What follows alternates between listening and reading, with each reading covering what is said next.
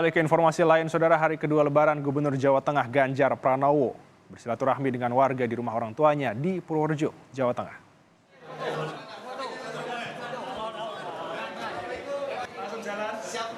Meski rutin menggelar open house, Ganjar dibuat terkejut karena warga yang datang lebih banyak dari tahun sebelumnya.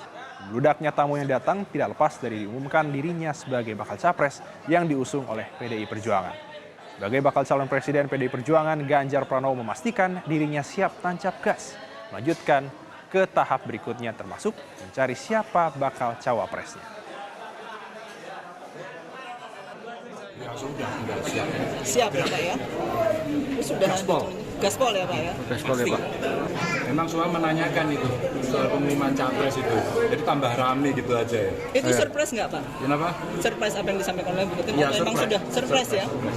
Tidak diperintahkan sebelumnya ya Pak? Ya orang kira-kiranya kan rasionalitas dari survei-survei aja, tapi setelah keputusan diambil semua terkejut begitu.